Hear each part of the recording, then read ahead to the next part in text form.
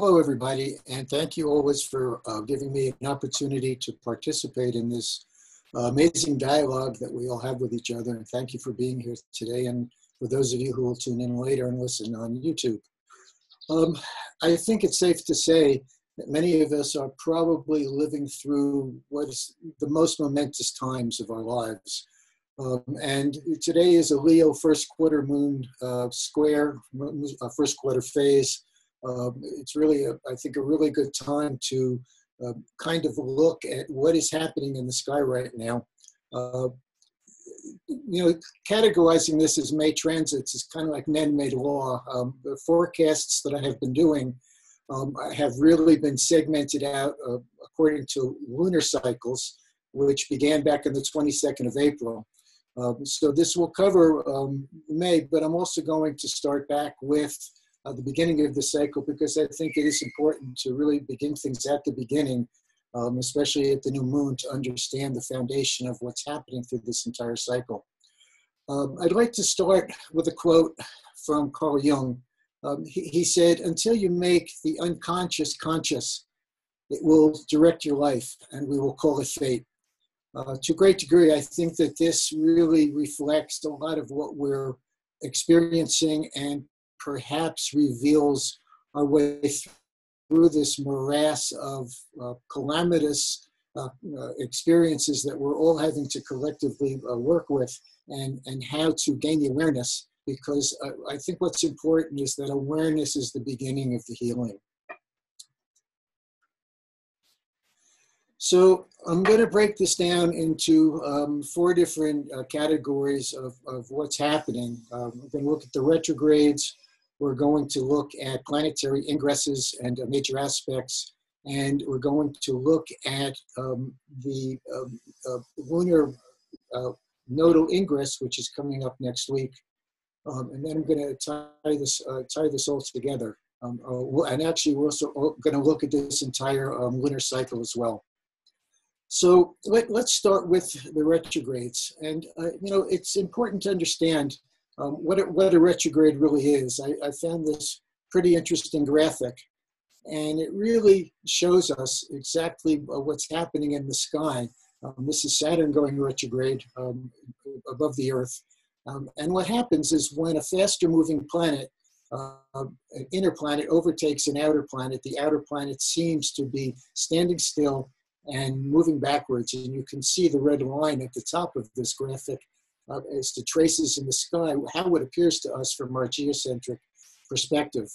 And it's important to understand, we see this all the time. We're driving down the highway and we're going about, 75 miles an hour on the interstate, and somebody passes us, we pass somebody at about 60 miles an hour, and they appear to be moving backwards, though clearly we know they're not moving backwards, they're both moving forwards.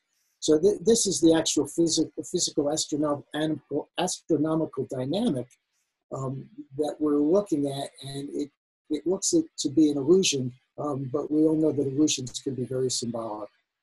I think the other thing that's important to point out up front here about retrogrades is that traditional astrology often likes to assign some kind of weakness or inadequacy or less than equal state to retrograde situations. And, from my perspective, in my understanding, my experience, it's exactly the opposite. When a planet goes retrograde, it actually, the intensity of it increases.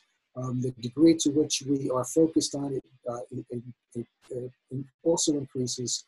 And, it's a retrospective and introspective dynamic, which really does intensify the archetypal expression of whatever planet it is that we're looking at.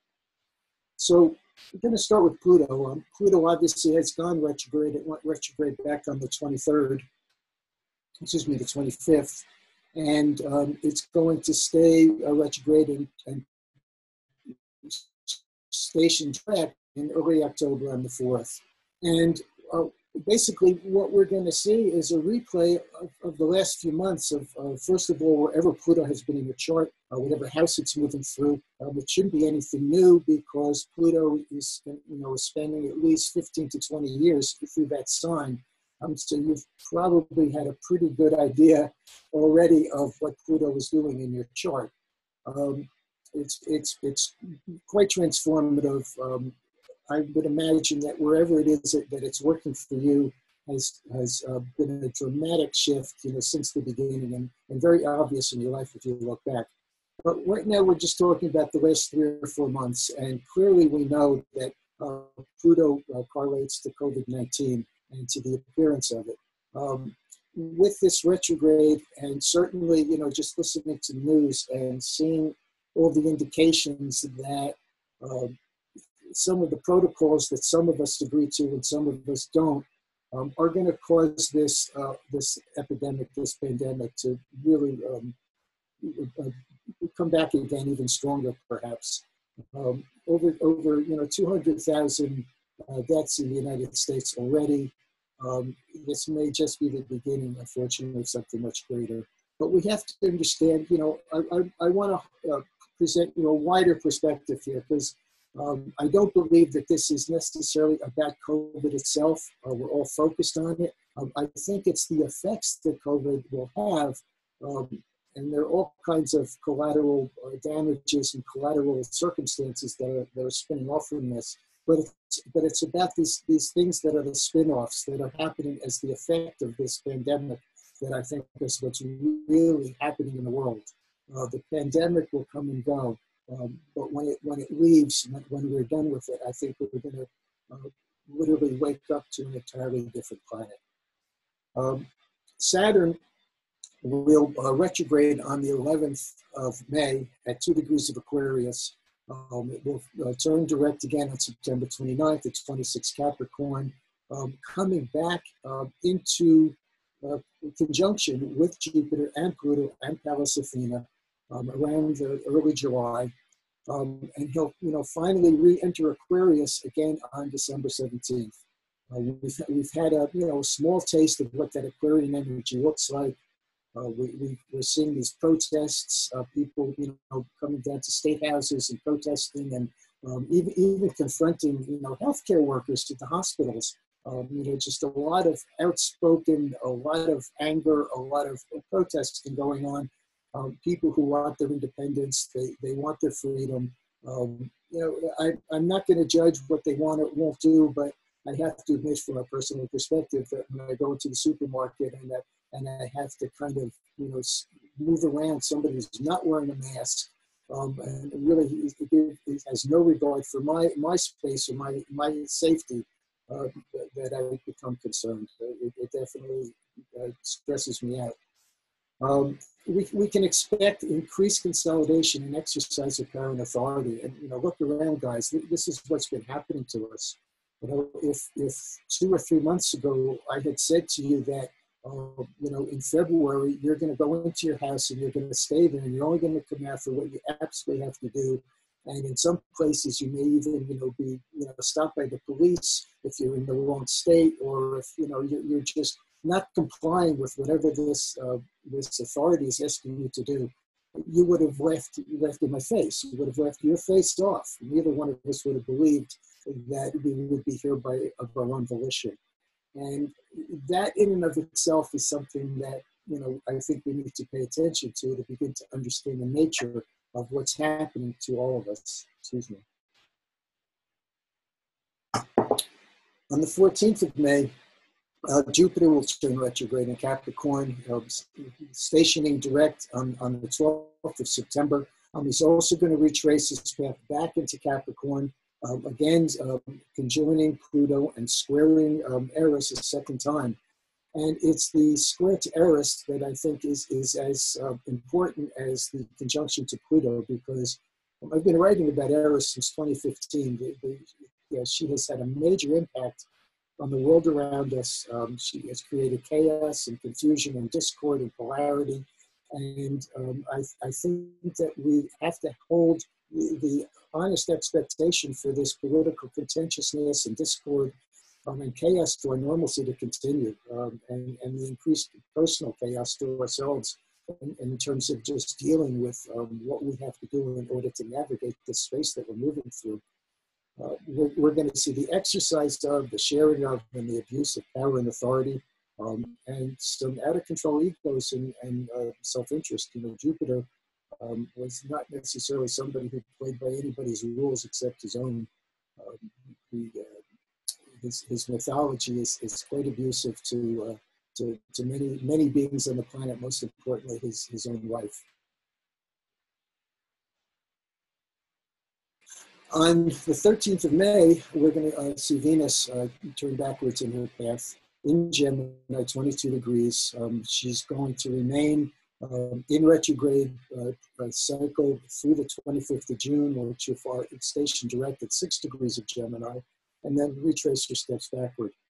And, you know, we know that Venus is about relationships of all kinds. It's our relationship to ourself in Taurus. It's our relationship to others through Libra. But it's also our relationship to what's important to us, to what's essential, to where our values and our priorities are, and to really what we hold absolutely essential for our own survival.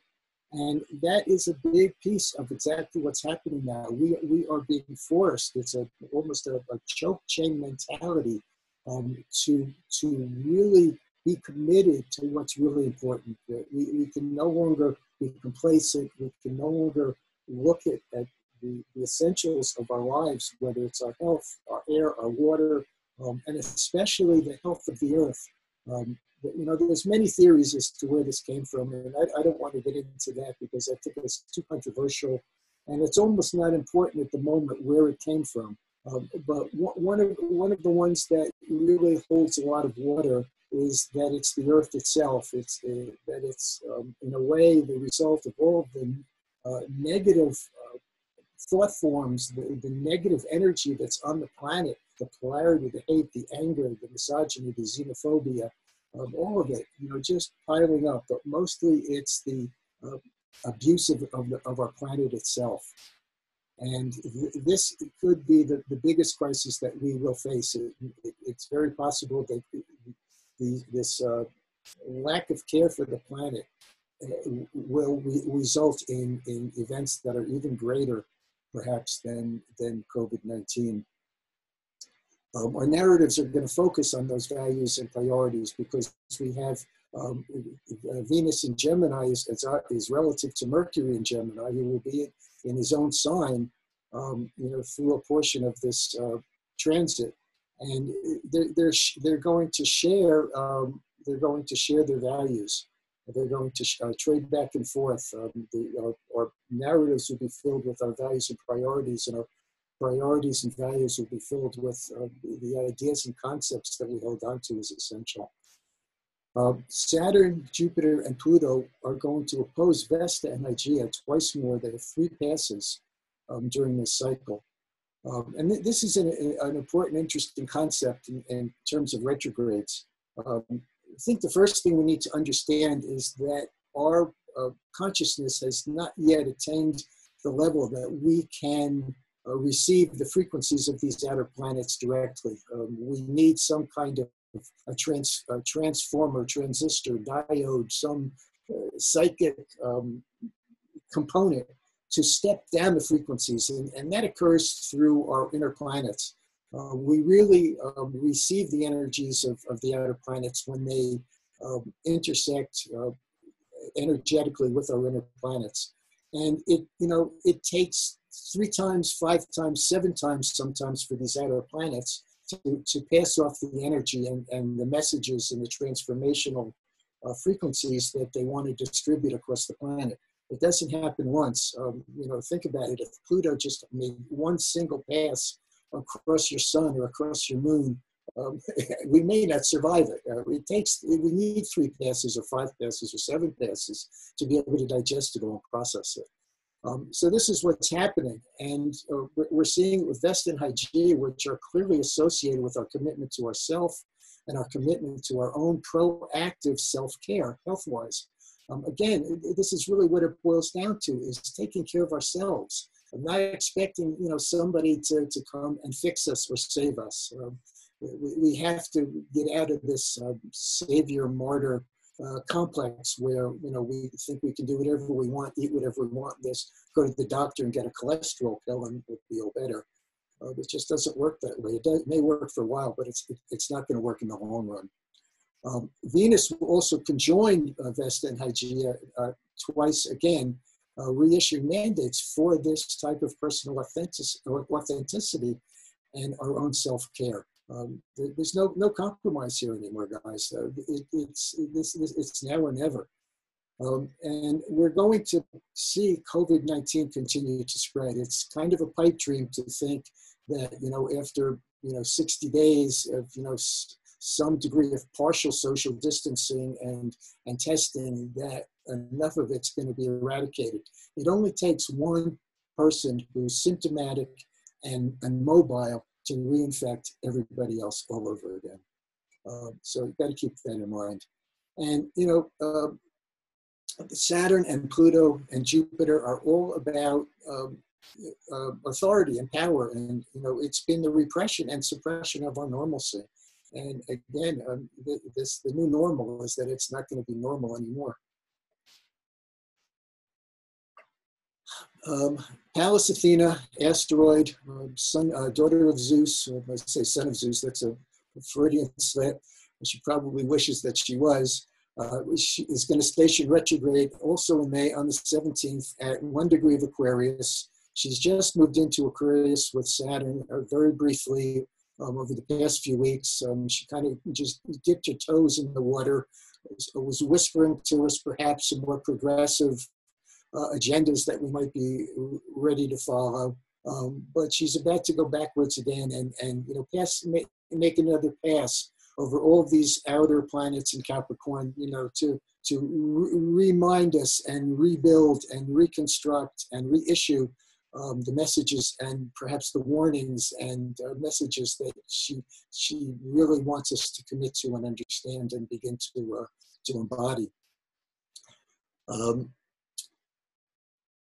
She disseminates her wider vision among these outer planets, and it's our own personal authority that's at issue here, and how we're growing and how we are evolving. Juno has been very interested in the chart. Interesting in the chart. When we get to the lunar charts, we'll talk about it a little bit more. But she's going to station direct. She has been retrograde for months, and I apologize, I don't have the period of retrograde on here, but she's going to station direct at the end of May on the 26th at 6 degrees of Libra. She's been all about trying to balance gender equality and power sharing and just bringing equality on a general basis to the world around us. And as we'll see when we look at the charts, that she has been the handle on a bucket chart for many months now. And yes, she's not a planet, but she still funnels and channels all those energies and focuses them. Mythologically, she was the abused and embattled wife of Jupiter. And she's going to end this retrograde cycle, and we can expect her to be a little bit more forceful and obvious in our world, not so much being quiet and perhaps in the shadows. And as I said, she's held this critical point in the sky with all the planets clustered within a 180-degree arc between Cancer and Capricorn. She was the singleton. She begins her forward direction and to advance her agenda. And she was the battered wife and disrespected mother. And we can correlate that very easily to the earth. The earth is our mother. We are all of the earth. Excuse me.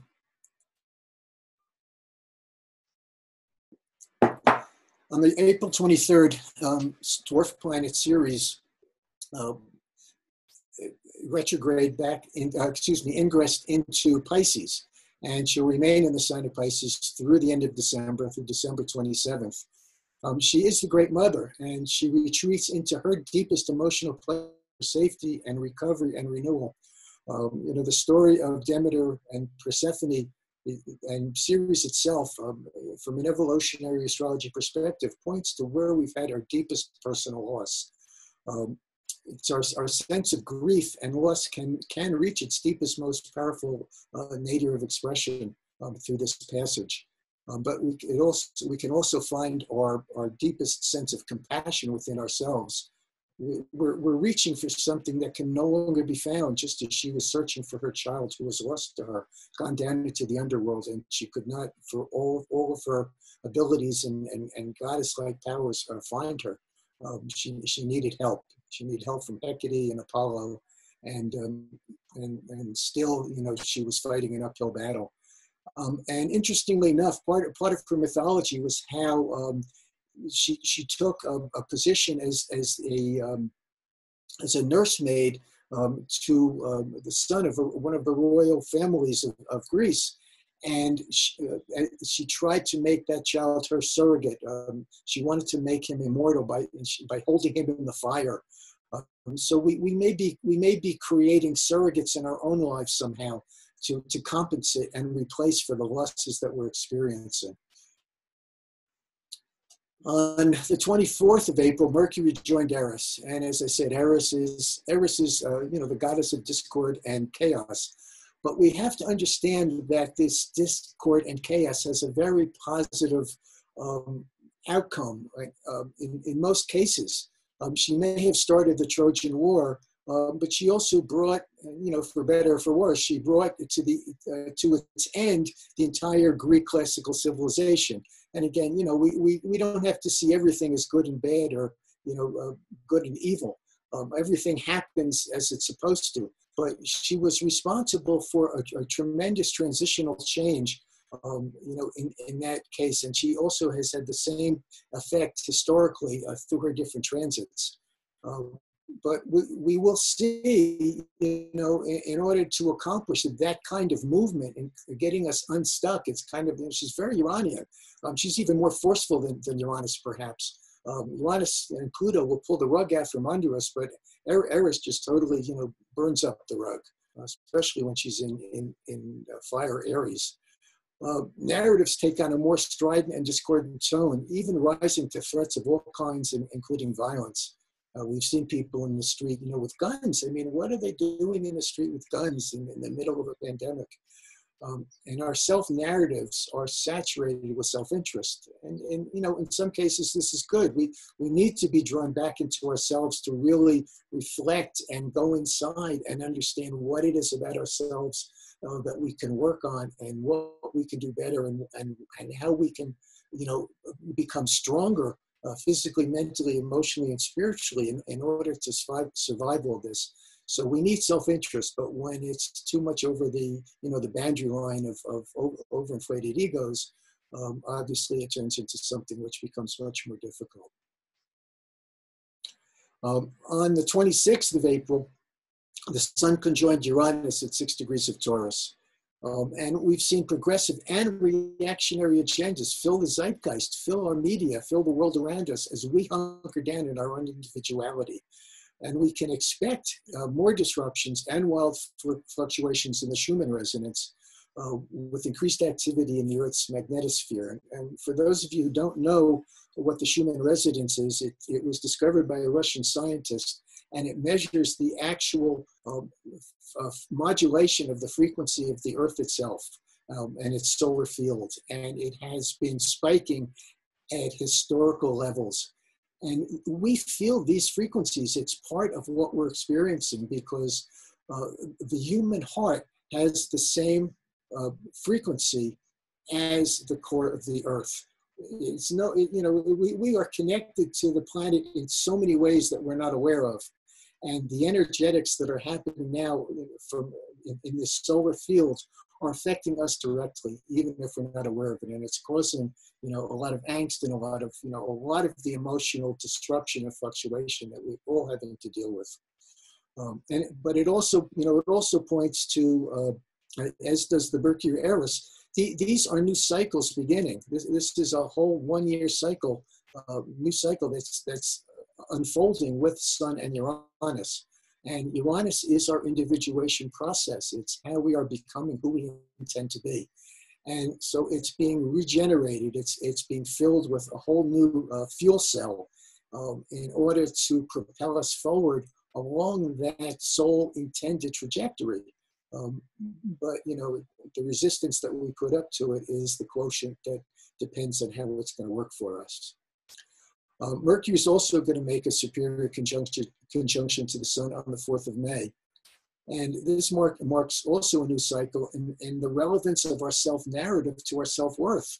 You know, how do we feel about ourselves? You know, what is it about ourselves that really we find distasteful or where our shame is?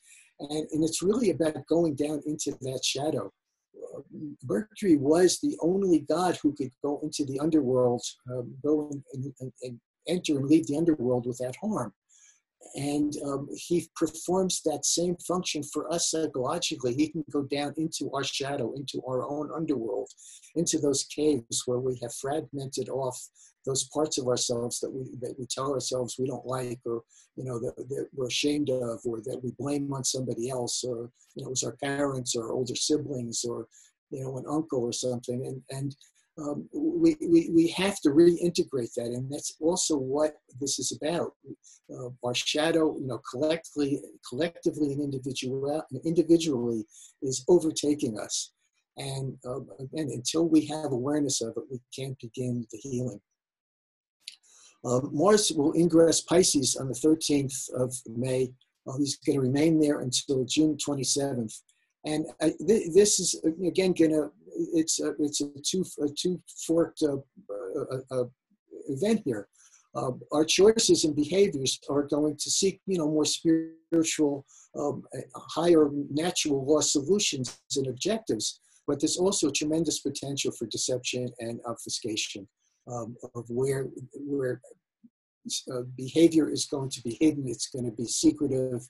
It's going to be, you know, just kept out of view, and we're going to have to kind of guess, you know, what's really going on. But we'll have an opportunity through this to really recognize what it is that our soul wants us to do, and to find. So we're going to have plenty of time, you know, alone time, to begin to figure it out.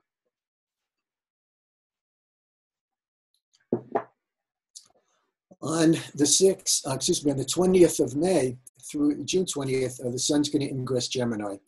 And clearly this is going to have tremendous impact. In another screen or two, we're going to get to the Nodal Ingress. We're going to have as much Gemini and Sagittarius over the next 18 months or so as we can personally handle.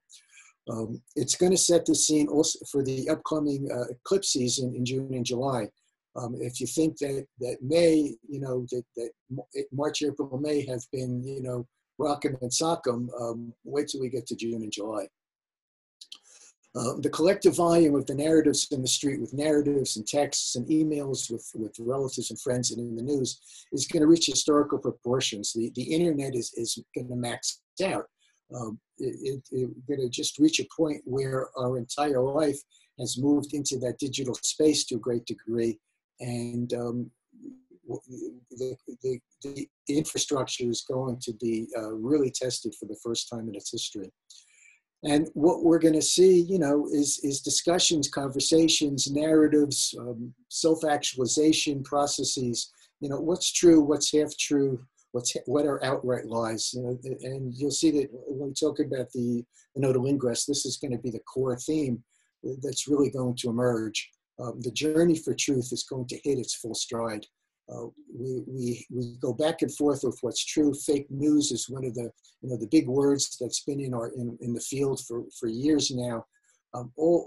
We had Jupiter and Sag, Jupiter and Scorpio. Now we're going to have the nodes with Jupiter as the ruler of the South Node. Things are really going to get interesting.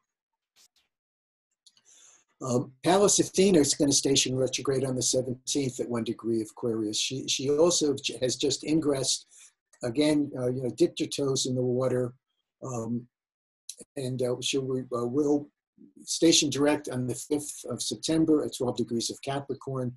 She's going to briefly join Mars and Saturn. She did briefly join Mars and Saturn in Aquarius. When she retrogrades, she's going to come back and pass over Saturn, Jupiter, Pluto twice again, making the third pass, again, passing off all that energy, reseeding, fertilizing what she has seeded, and watering it and just encouraging it to grow. she's going to disseminate her wider vision among the outer planets. She is the goddess of strategy. She helps us see the big picture. We see the whole enchilada when Pallas is around, and then we can figure out how all the little pieces fit in. Very, very Sagittarian crown chakra kind of perspective. We're going to, see, give a perspective on how we're growing and how we're evolving. She's certainly going to aid in the delivery of some new information to us that perhaps we have not heard before. Juno, who I just referred to as the handle on that bucket, is going to station direct on the 26th. As I said, she was the mythologically abused and embattered wife of Jupiter. She ends her retrograde cycle. And this is kind of a repeat of what I said. I apologize, but she's been quite critical, and not everybody's talking about it. But the attention that we've paid to our disrespected mother, the Earth, is really at the core of what's happening to us. And even if we didn't have COVID-19, we are at a point of no return ecologically. There just is no easy way out from where we are. There is an important and to some people controversial film on YouTube that was just produced by Michael Moore called Planet of the Humans. And basically it details how our 40-year attempt at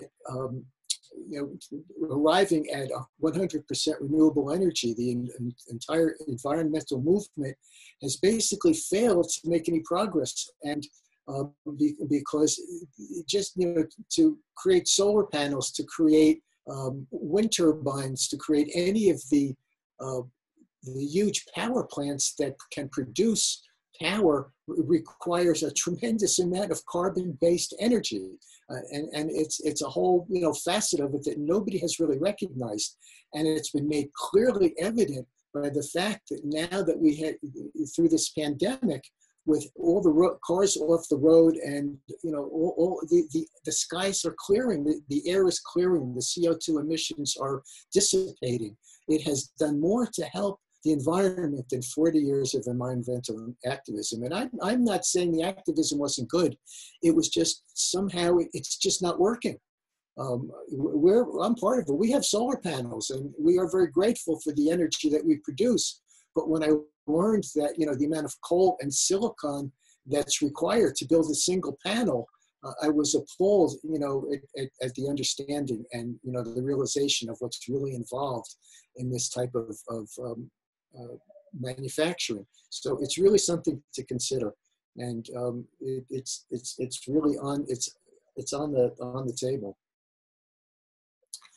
So these are the planetary movements that we're looking at over the next couple of weeks. Again, I'm going to start, back at the beginning of the lunar cycle with Ceres Ingress in Pisces. Again, this is a repeat. She's with her in Pisces. We do have a base for finding compassion for ourselves and for those around us. But it also indicates that we could be facing even greater losses. Personal losses that we were maybe not prepared for. And we need to pay attention to this. What's this? Did I go back? Maybe I went back. I apologize. I hit the wrong key. All right. So, I'm not sure what's happening here. Sorry, Linda.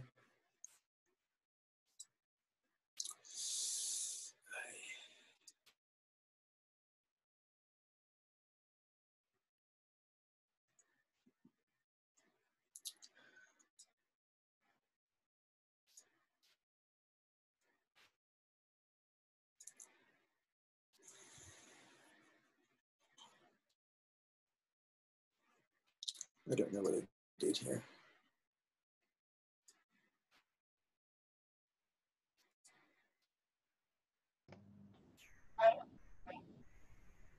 So I think one of the most critical events that's going to occur this month is the lunar nodal ingress into Gemini and Sagittarius. This is the chart for the ingress. And the search for truth is going to dominate the defining mood of history. This 18-month-long transit of the lunar nodes is going to intensify the conversations and beliefs about the difference between relative, personal, egocentric truth and ultimate truth. At the ingress, Sun and Mercury are conjunct in Taurus. And this is going to establish an archetypal foundation that's going to persist for 18 months through this transit. And it will generate discussions and focus on our field of ideas and the beliefs held individually and collectively, with an emphasis for our intellect to be grounded strictly in what is essential and true. All the Taurus energy of essential resources, essential values and priorities are all going to come to the surface.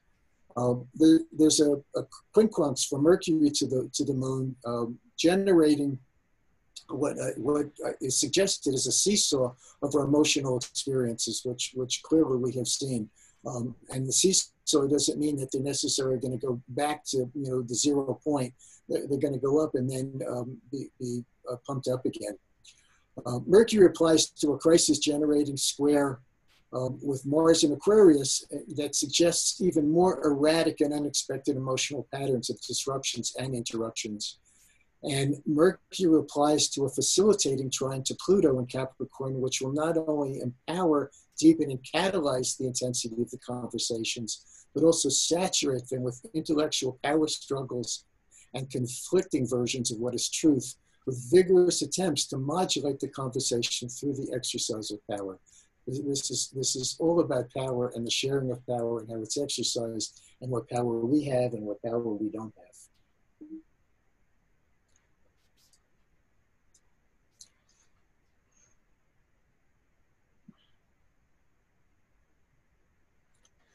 So natural law, the calendar is by the lunar cycle, not by, May 1st to June 1st.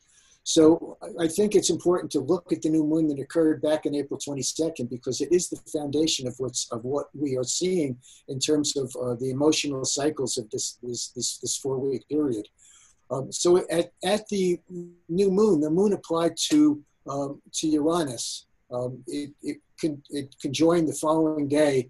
And Uranus is shaking loose the crystallized forms and structures of our society, as well as our own individual subjective egos. Our emotions are reaching a peak level of discomfort, where our sense of security flares and it flickers. I mean, we are, we're not being left alone emotionally. We're definitely, the pot is being stirred. And the foundation of all this Taurus energy is built on Venus and Gemini.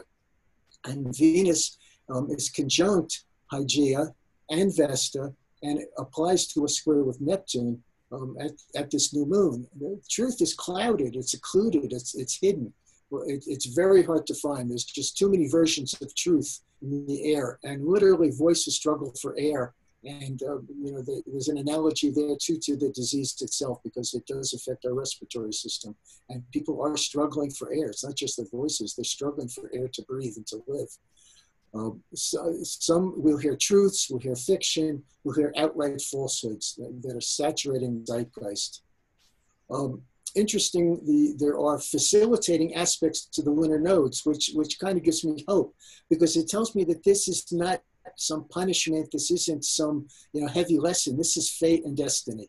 Like Carl Jung said, what we don't make conscious shows up, and we in our outer world, and we call it fate.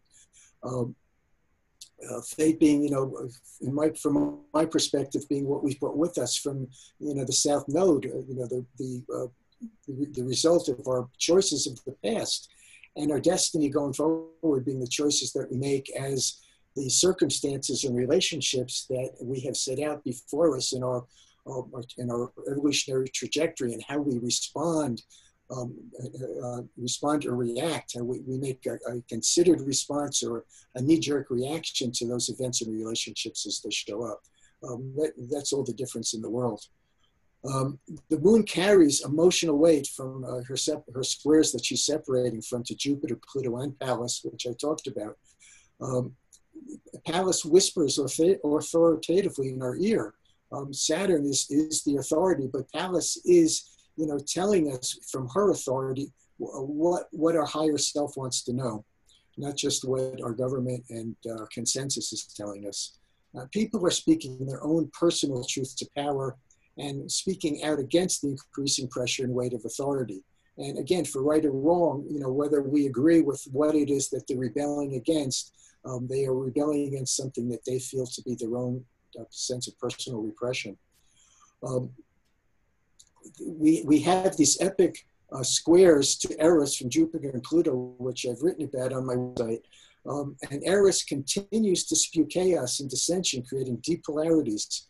I got the image of cell division. If anybody remembers from high school biology or maybe college biology, the image of the mitochondria of a cell aligning and separating into two separate cells, generating a new organism.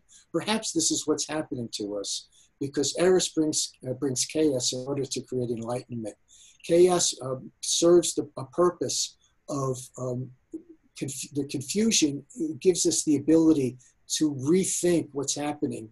The chaos is like a Iranian disruption or interruption, where what we know is no longer true, and we are forced to rethink it and find some new understanding. And that's what chaos can do. Ceres is trining the lunar north node. Again, she's providing a safe sanctuary and showing us that compassion and understanding and forgiveness really can be a path forward for us, to forgive ourselves, to forgive others, to forgive the gods themselves, what they have cast upon us, to understand that this is teaching us how to nurture ourselves and to nurture others. I talked about the bucket. I won't go over it again, but it illuminates the underlying message of the abuse of power and the imbalance of gender equality and the widespread disrespect for Mother Earth.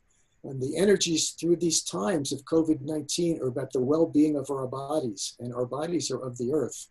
And we need to repeat this word essential. It's a Taurus word, and essential has become the ring past knot, a metaphysical concept, the line in the sand for who survives, who lives, and who dies. Our bodies, our businesses, life as we know it, normalcy as we know it.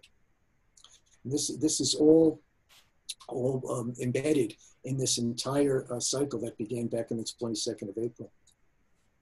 Today is the Leo first quarter square.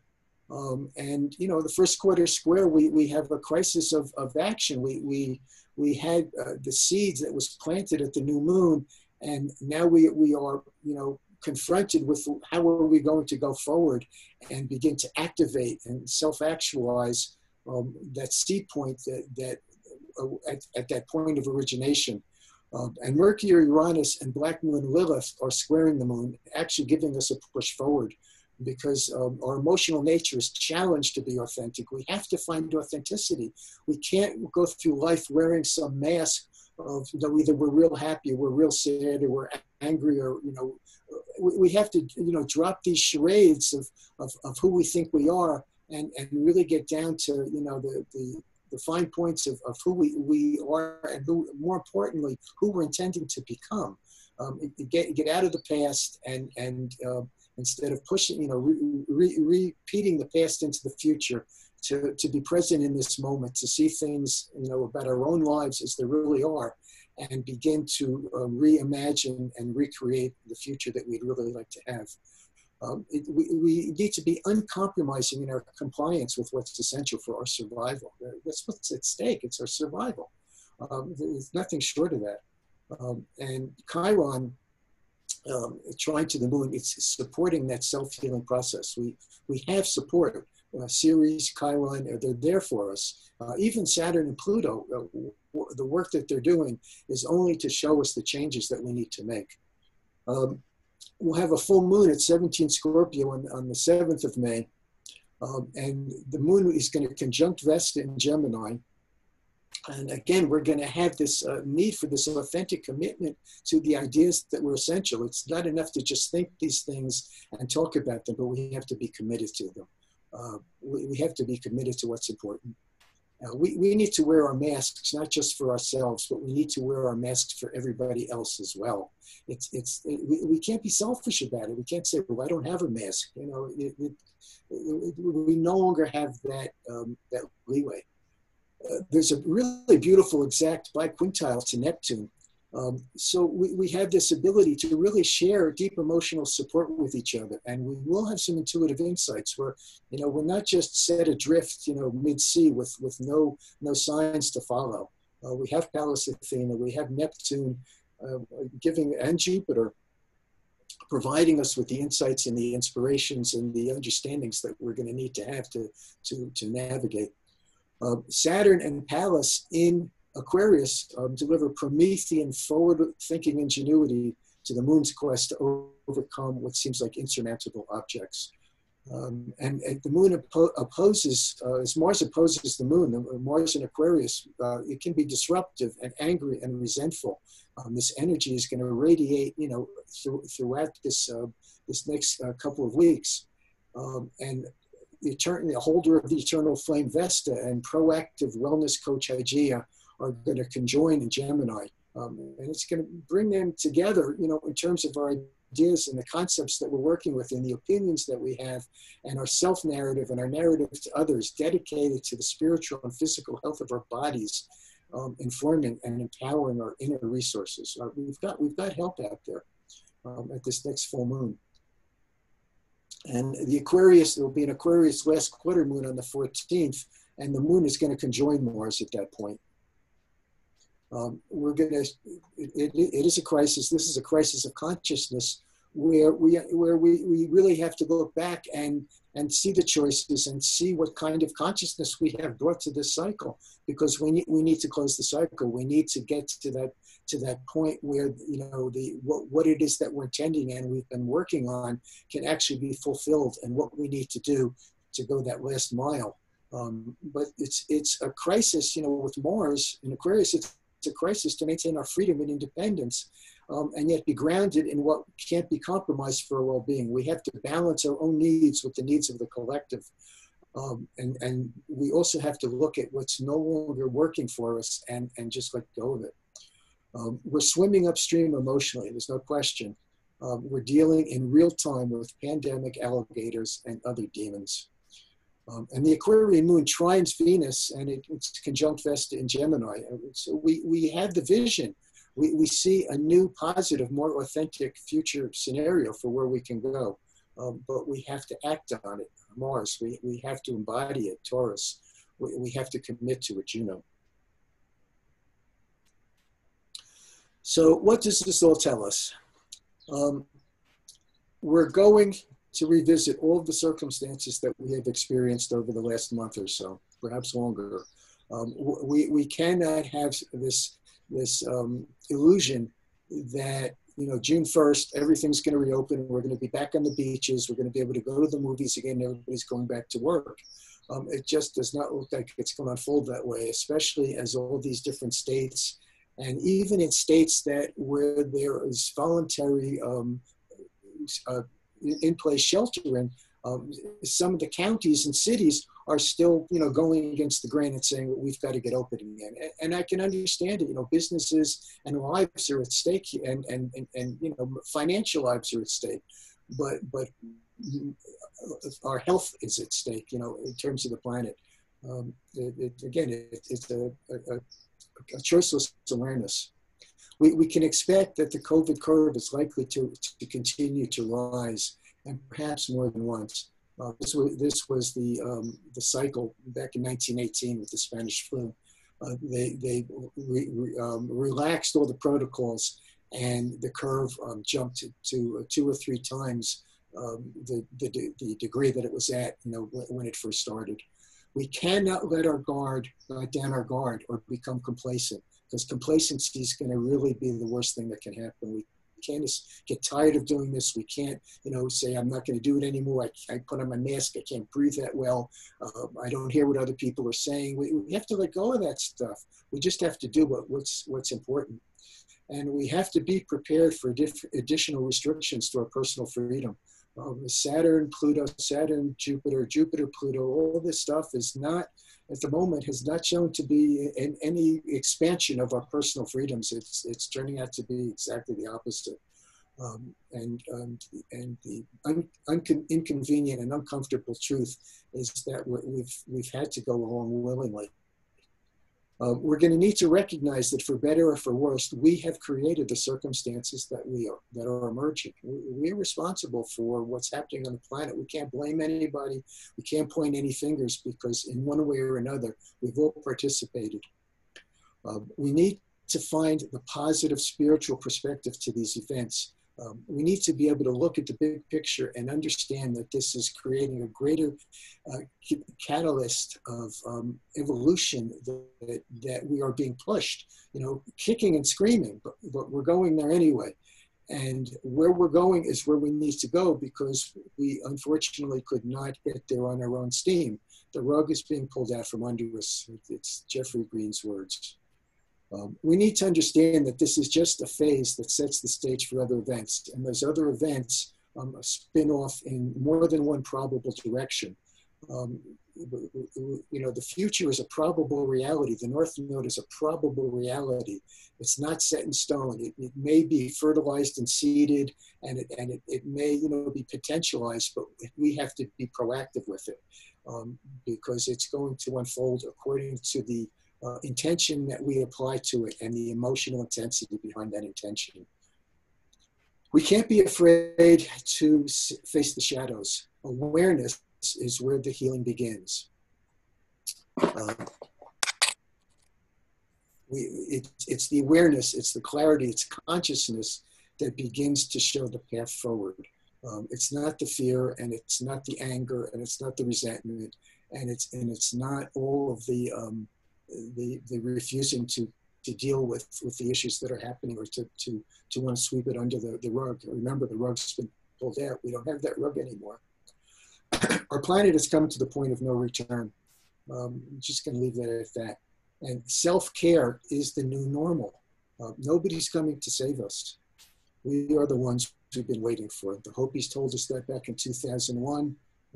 Just to get ahead of the story, the June-July eclipses are going to refer directly back to 2001, 9/11. I'm going to just leave it at that. Only a sacred commitment to what is grounded in truth and natural law will suffice. These are our instructions, and anything less than that is going to take us off course. And if we go off course, the consequences are not recoverable.